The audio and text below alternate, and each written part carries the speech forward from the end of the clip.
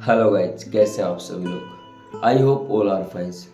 दोस्तों, आप story horse देख रहे हो। यहाँ पर मैं आपको क्रिप इंसिडेंट सुनाता हूँ जो सच्ची घटना पर आधारित होते हैं। जो लोगों के साथ घटनाएं होती हैं वो इस चैनल पर शेयर की जाती हैं। यदि आपके साथ भी कोई ऐसी घटना घटी हो या फिर कोई भी ऐसी स्थिति आपके सामने आई हो जो आपको लगे कि हाँ ये शेयर करने लायक है, तो आप इस जीमेल पर शेयर कर सकते हो या फिर आप डिस्क्रिप्शन में नंबर दिया हुआ है वहीं पर व्हाट्सएप पर आप सेंड कर सकते हो। आज की जो घटना है दोस्तों, वो यूपी के गंगापुर गांव की है। वहां पर बताया जा रहा था एक देवी का मंदिर है और उस मंदिर के कारण काफी लोगों के ऊपर श्राप लग गया था। जो वहां पर वर्कर थे, जो वहां पर मंदिर में काम कर रहे थे, उनके साथ जो जो इंसिडेंट हुआ था उनके कारण वो पागल सा बिहेव करने लगे थे। और उनके चलते एक राजेश नाम का डॉक्टर, जो काफी अच्छा डॉक्टर था, उस गांव में गया था रिसर्च के लिए कि लोगों की इतनी हालत खराब क्यों हो रही है, मेन मुद्दा क्या है, वो सब देखने के लिए वो गया था। और ये जो कहानी है राजेश ने इस शेयर की है, उसने बताया है कि ये जो घटना है ये किस कारण से वहां पर घटी और जो उसके साथ घटित हुआ उसके बाद वो अगले ही दिन उस गांव को छोड़कर, यानी यूपी के गंगापुर को छोड़कर वापस अपने घर आ गया। उस दिन के बाद वो कभी भी गंगापुर में नहीं गया। आज की जो घटना है दोस्तों, 23 अक्टूबर 2020 की घटना है। करीबन 4 साल पहले की ये घटना है। अक्टूबर अब स्टार्ट होने वाला है। तो जो जो सीन क्रिएट हुआ था उसके साथ, वो इस वीडियो में आपके सामने मैं शेयर करने वाला हूँ, जो राजेश ने बातें बताई थी। तो होता कुछ यूँ है, राजेश ने अखबार पढ़ा और अखबार में पढ़ने के चलते उसे पता चला कि जो गंगापुर गांव है वहाँ पर जो लोग मंदिर में काम कर रहे थे उनके साथ अजीब सा हुआ था, वो शराब पड़ा था। तो राजेश इन बातों को बिल्कुल भी नहीं मानता था।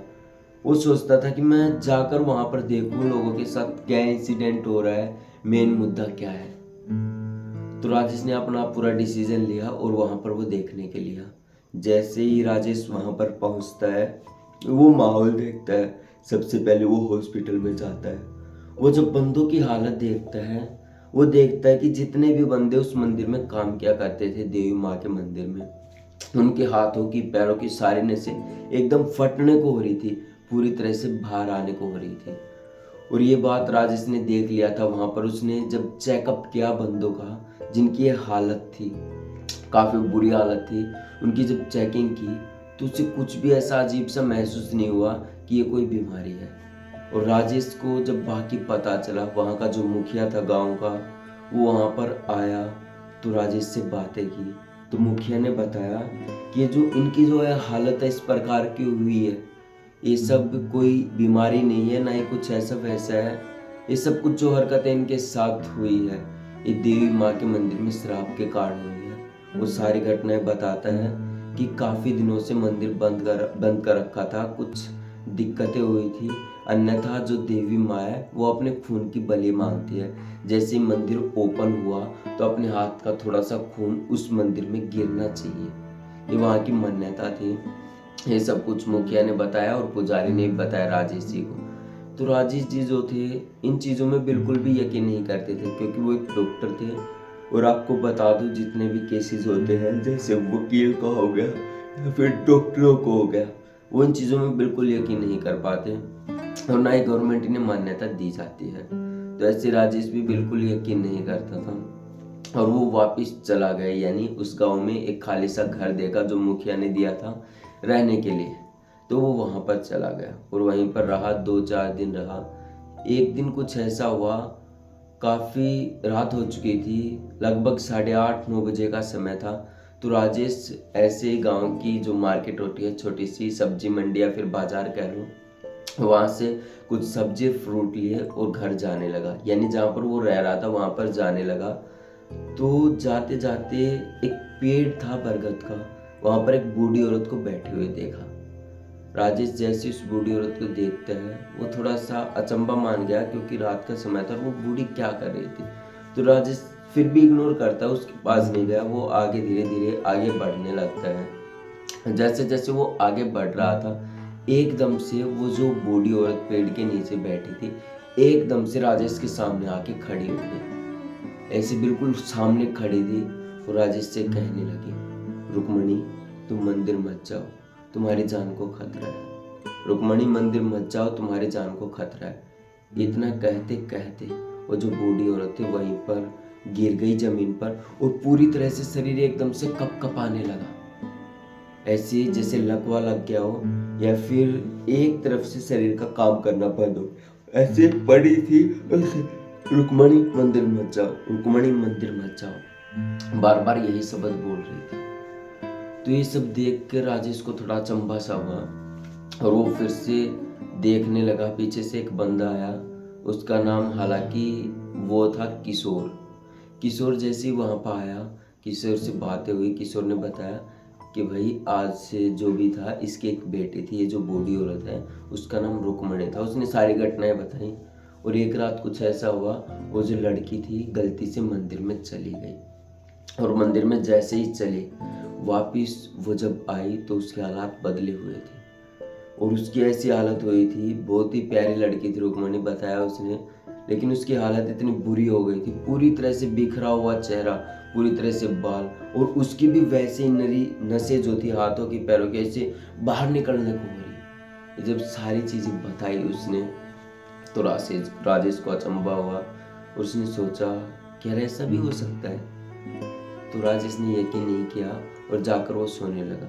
लेकिन जो उसके दिमाग में बातें थी वो यही चल रही थी मार्केट की, जो उसके साथ सीन क्रिएट हो रहा था। जो सीन क्रिएट सॉरी दोस्तों, जो सीन क्रिएट राजेश के साथ हुआ था वही बातें उसके दिमाग में चल रही थी। तो उसे नींद भी नहीं आ रही थी। मुश्किल से 10:30-11 बजे उसकी आंखें लगी तो एकदम से जब वो उठा, 1-1:30 बजे उठा, तो उसे ऐसा लगा कि उसके पंखे से कुछ टपक रहा है जो उसके शरीर पर गिर रहा है। तो राजेश ने हाथ लगाकर देखा, उसने सोचा पानी है, लेकिन जब उसने हाथ लगाकर ऐसे देखा तो उसमें खून था।